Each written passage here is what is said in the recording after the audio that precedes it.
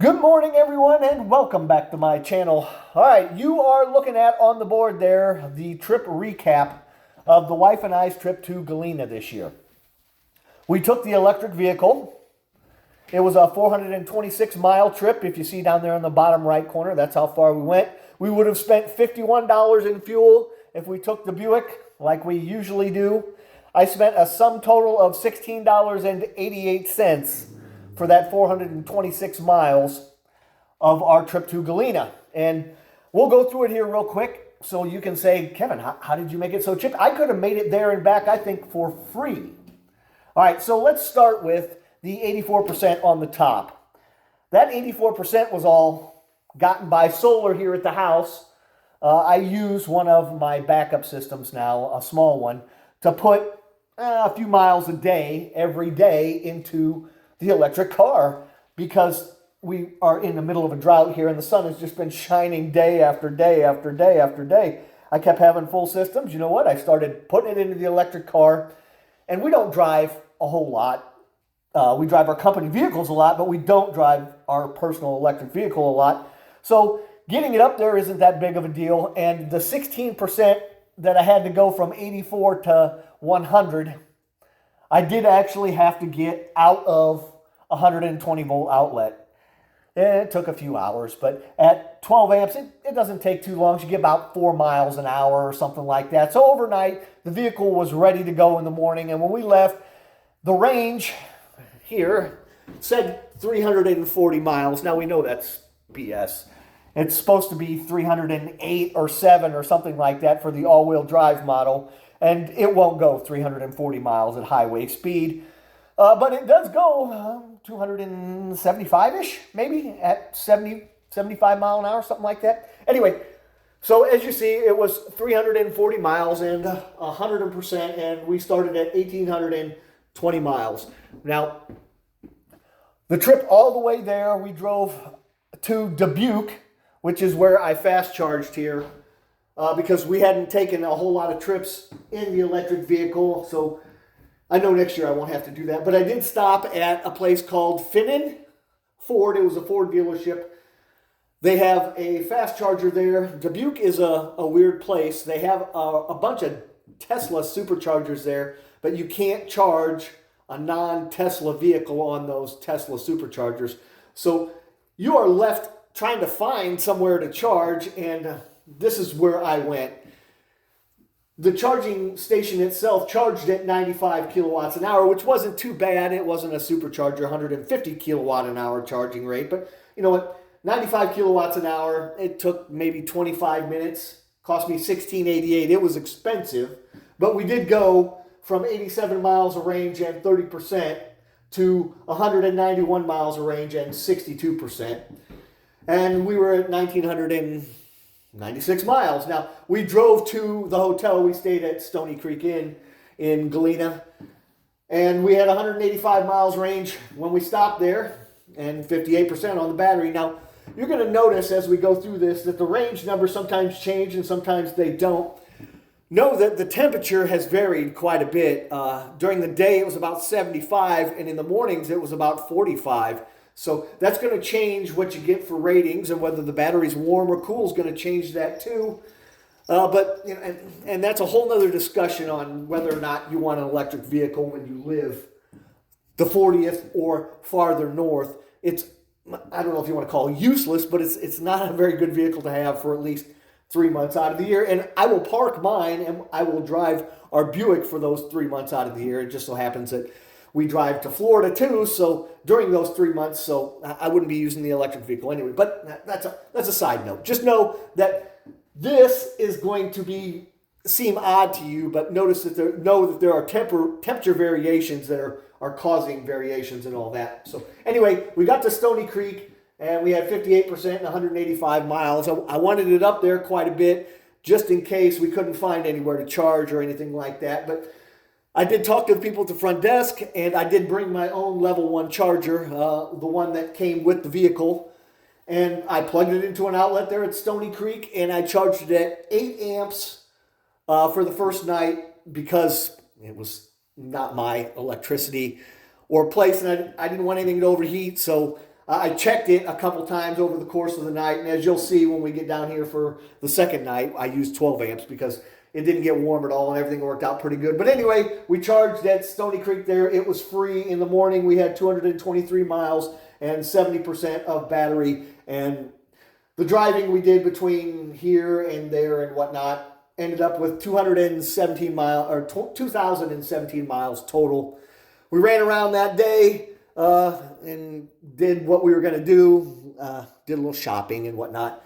And we ended up going for lunch at a resort, and they had a Tesla destination charger, and it was free. And when we got there, we had 275 miles worth of range and 82% when we left. So this is what we started with, 222 and 67%, and that's why I was telling you about the numbers not making sense, but the range, it got cooler, it got warmer, or whatever. Anyway, when we left Eagle Ridge for lunch, that was free. We left with 275 miles worth of range and 82% of battery. And we had drove 235 miles. Now, we drove around a little bit that day, and we went and shopped some more. So we ended up stopping at Culver's and getting a concrete mixer. And they have destination chargers at Culver's. So while we were there, I plugged in. When we arrived, we were at 264 miles range and 77%. And when we left, we were at 278 miles range and 81%. Now, we didn't get a whole lot from that one, but we weren't there a whole lot of time either. But nonetheless, it was there, it was free, and we plugged in, so that's where we ended up. And we ended up with 2,058 miles. Now, from there, it was just a mile or two down the road back to our hotel. So 280, 81% at the hotel. We plugged in that night, overnight at 12 amps. And when I woke up in the morning, when we left about 9:30 a.m., we had a full battery, 339 miles, 100%. Now, I know we could have clicked it up to 340 if I would have stayed charged for another 15 minutes. It did actually say on the dash that it wanted 15 more minutes, but we were ready to leave. So we left with 339 and 100% at 20:59. And we arrived at the house 185-ish miles later, maybe 190 miles later, with 68 miles worth of range remaining and 24% on the battery. So all in all, it was a good trip. We would have spent $51 for fuel in the Buick. We spent $16.88 on that one fast charger. And next year, I will not stop. As a matter of fact, I think next year we might actually stay at this Eagle Ridge because they have the destination chargers there. And I could charge overnight, and I would have a full battery every day. If we stayed there, I'll have to check and see what the prices are comparatively wise to what Stony Creek was. But anyway, that is what you can accomplish if you look and you find superchargers. Now, I think we used Blink. I used Blink to charge here. That's how I found that supercharger, and you can pay through Blink, the app, while you're at that supercharger. And that's what I did, and it worked out very smoothly and very nicely. I do recommend Blink. Now, the Tesla, if the destination chargers, for a General Motors, you have to have an adapter to make them work. You can't just use the regular supercharger adapter. So there are actually two different adapters you need for a GM vehicle if you want to use the Tesla destination chargers and the Tesla superchargers. The Tesla supercharger will not work. Supercharger one will not work on a destination charger, and the Tesla destination charger one will not work on a supercharger.